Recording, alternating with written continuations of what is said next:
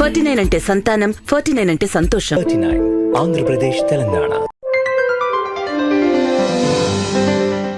నమస్తే, welcome to yo-yo TV. ఈ రోజు ఈడీ ఆఫీస్ ముందు కూడా కాంగ్రెస్ పార్టీ ఆధ్వర్యంలో భారీ ఎత్తున ధర్నా అయితే జరుగుతా ఉంది. అయితే రాహుల్ గాంధీ గారి సోనియా గాంధీ గారి మీద పెట్టిన కేసుపై కాంగ్రెస్ పార్టీ అగ్ర నాయకులు ధర్నాకు దిగడం అయితే జరిగింది. మనతో పాటు ఎమ్మెల్సీ బల్మూర్ వెంకట్ గారు ఉన్నారు. అన్న, ఎట్లా చూస్తారు మరి అయితే రాహుల్ గాంధీ గారి మీద సోనియా గాంధీ గారి మీద పెట్టిన కేసుని ఎట్లా చూస్తున్నారు? అది దేశ స్వాతంత్రం కోసము ఈరోజు భారతదేశం ఏ విధంగా ఉందంటే అనేకం వారు ఏదైతే ఆ కుటుంబ త్యాగాలు ఉన్నాయి, ఈరోజు ఉద్దేశపూర్వకంగా రాజకీయ కక్షతోటి భారతీయ జనతా పార్టీ నరేంద్ర మోడీ ఎప్పుడెప్పుడైతే వారికి భయపడే పరిస్థితి ఏర్పడుతుందో, ఎప్పుడెప్పుడైతే రాహుల్ గాంధీ గారు ప్రశ్నిస్తారో ఈడీ ఆ సంస్థల్ని తెరపైకి తీసుకొని వస్తే ఇటువంటి ఒక కుట్రపూరిత ఒక చర్యలు భారతీయ జనతా పార్టీ చేస్తుంది. గాంధీ కుటుంబానికి భారతదేశ కేవలం కాంగ్రెస్ పార్టీ శ్రేణులు కాదు, ఈరోజు భారతదేశ వ్యాప్తంగా ఉన్న విద్యార్థులు యువకులందరూ కూడా రాహుల్ గాంధీ గారు వెంట ఉన్నారు. తప్పనిసరిగా పెద్ద ఎత్తున ప్రారంభించిన ఈ నిరసన కార్యక్రమాన్ని, ఈ నిరసన సెగల్ని భారతీయ జనతా పార్టీకి, కేంద్రంలో ఉన్న నరేంద్ర మోడీకి తగిన గుణపాఠం చెప్పే విధంగా పెద్ద ఎత్తున ఈ కార్యక్రమాన్ని చేపట్టబోతున్నాం. అంటే ఈ అంశాన్ని మళ్ళీ తెర మీదకి రావడానికి ఎట్లా చూస్తున్నారు మరి? అంటే గతంలో అయిపోయింది, మళ్ళీ దీన్ని తెర మీద తీసుకురావడానికి ఎట్లా చూస్తున్నారు? అంటే ఎప్పుడెప్పుడైతే రాహుల్ గాంధీ గారు ప్రశ్నిస్తారో, ఎప్పుడెప్పుడైతే వాస్తవాలు వాళ్ళు చేసిన తప్పుల్ని ఎండగడతారో, వీటిని తెరపైకి తీసుకురావడం అనేది ఒక ఆనవాయితీ లెక్క భారతీయ జనతా పార్టీకి ఏదైతే ఆ రకంగా వారికి అయిపోయింది. ఎందుకంటే గతంలో కూడా దీన్ని చేసారు, అన్ని ఎంక్వైరీ చేసి కూడా ఏమీ బయటపడలే. మళ్ళీ ఈ రోజు మళ్ళీ తీసుకొని వచ్చి అయిన దాన్నే మళ్ళీ తిరిగి తోటి ఏదైతే రాజకీయ కుట్ర పన్నే ప్రయత్నం చేస్తారో, నిజంగా వాస్తవాలు ఉంటే ఇన్ని రోజులు లేనిది మళ్ళీ ఇప్పుడు ఎందుకు ప్రారంభించారు? నిజంగా వాస్తవాలు ఉంటే ఇప్పటివరకు ఎందుకు బయట పెట్టలేకపోయారు? ప్రజలందరూ కూడా దీన్ని చాలా స్పష్టంగా గమనిస్తారు. ఏదైతే భారతీయ జనతా పార్టీ భారతదేశ ప్రజలకు ఇచ్చిన హామీల్ని అమలు చేయకపోవడంతో, ఏదైతే ప్రజలకు ఈరోజు తెలంగాణ మోడల్గా మేము 42% రిజర్వేషన్ ఏదైతే సంబంధించి మేము లెక్కలు చేసినామో, వర్గీకరణ సుప్రీంకోర్టులో వస్తే ఇంప్లిమెంట్ చేసిన మొదటి రాష్ట్రం తెలంగాణ రాష్ట్రము. రాహుల్ గాంధీ గారు తెలంగాణ మోడల్ని ఈరోజు భారతదేశ వ్యాప్తంగా చూపించే ప్రయత్నం చేస్తుర్రు, దీన్నే చూపిస్తుర్రు.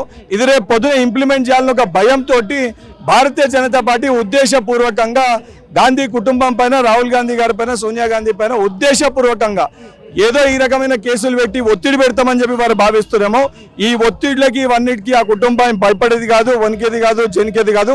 ఆ కుటుంబం జోలికి వస్తే భారతీయ జనతా పార్టీని గుడ్డలు ఉడదీసి తెలంగాణ రాష్ట్రంకి వెళ్ళి భారతదేశంకి వెళ్ళి తరిమి కొట్టడానికి తెలంగాణ తల్లిగా భావించే ఈరోజు తెలంగాణ రాష్ట్రం ఉన్న ప్రతి విద్యార్థి, ప్రతి యువకుడు సోనియమ్మని తల్లి లెక్క భావిస్తారు. మా రాష్ట్రం మాకు ఇచ్చిర్రని ఆ తల్లి జోలికి, ఆ తల్లి కుటుంబం జోలికి వస్తే భారతీయ జనతా పార్టీ నాయకులని తరిమి కొట్టే బాధ్యత కూడా తెలంగాణలో యువకులు తీసుకుంటారు. యంగ్ ఇండియా కంపెనీ ద్వారా 2000 కోట్ల వరకు లావాదేవీలు పర్సెంటేజ్ ద్వారా వెళ్ళడం జరిగింది అని చెప్పి ఛార్జ్ షీట్ లో పేర్కొనడం జరిగింది. బీజేపీ నాయకులు ప్రధానంగా చెప్తున్న పరిస్థితి ఏం చెప్తారు మరి దీన్ని?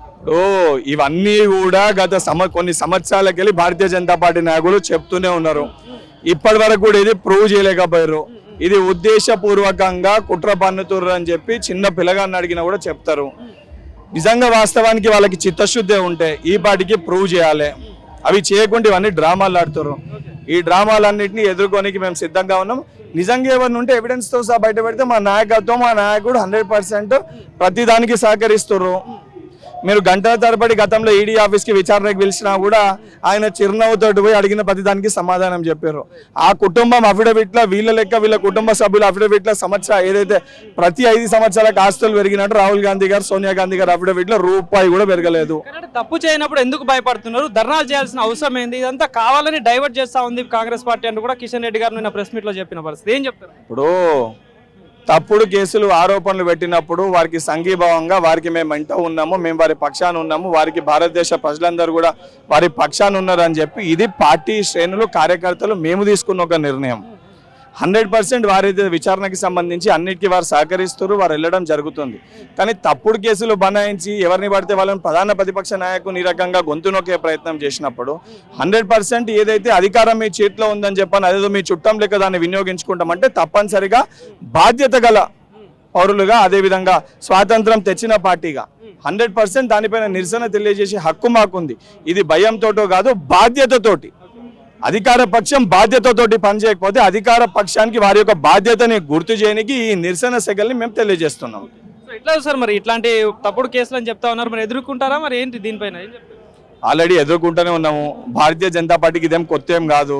ఎప్పుడు కూడా ఆ సంస్థలు కూడా మొత్తం వాళ్ళకేదో వాళ్ళ సొంత సంస్థల లెక్క ఈడీని వీటి సిబిఐని ఇవన్నిటిని వాడుకొని వాళ్ళ పార్టీని ఎట్లా బలోపేతం చేసుకోవాలని చెప్పి వారు ప్రయత్నిస్తారు. ఈ మధ్య నరేంద్ర మోడీ గారు కూడా వారి దాంట్లో ఉన్న యువ మోర్చా, మహిళా మోర్చా, విద్యార్థి మోర్చా వీటికంటే ఎక్కువ కూడా ఈ సంస్థల్ని వాళ్ళ మోర్చాల లెక్క మార్చుకొని ఈ రోజు ఒక కుట్ర పన్నే ప్రయత్నం చేస్తున్నారు. ఈ కుట్రని తప్పనిసరిగా తిప్పికొడతాము, ఎదుర్కొంటాం, వాళ్ళకి తగిన గుణపాఠం చెప్తాం. మోడీ గారు కూడా మొన్న చెప్పడం జరిగింది ఎస్సీ భూముల మీద కూడా బుల్డోజర్ పాలన నడిపిస్తా ఉన్నారు రేవంత్ రెడ్డి, అక్రమంగా భూములు దండుకునే ప్రయత్నం చేస్తా ఉన్నాడు. స్వయం మోడీ గారే చెప్తున్న పరిస్థితి, ఏం చెప్తారు? ఈ రోజు భారతదేశంలో భారతీయ జనతా పార్టీ వచ్చినాక అత్యధిక డిఫారెస్ట్రేషన్ జరిగిందని అంటే భారతీయ జనతా పార్టీ అధికారంలో వచ్చినప్పుడే. ఈ రోజు వాళ్ళు చేపట్టిన ప్రాజెక్టులు వాళ్ళు ఏ రకంగా డిఫారెస్ట్రేషన్ చేస్తున్నారు అనేది లెక్కలు తో సహా చాలా వాస్తవాలు బయటికి చాలా కళ్ళ కట్టినట్టుగా ఎవరికి కూడా కనబడుతున్నాయి. ఈ రోజు వరకు డిఫారెస్ట్రేషన్కి గ్రేజింగ్ ల్యాండ్స్కి అవగాహన లేకుండా ప్రధానమంత్రి ఇతర రాష్ట్రంలో తప్పుగా చిత్రీకరించే ప్రయత్నం, తప్పుగా చూపించే ప్రయత్నం చేస్తుండు.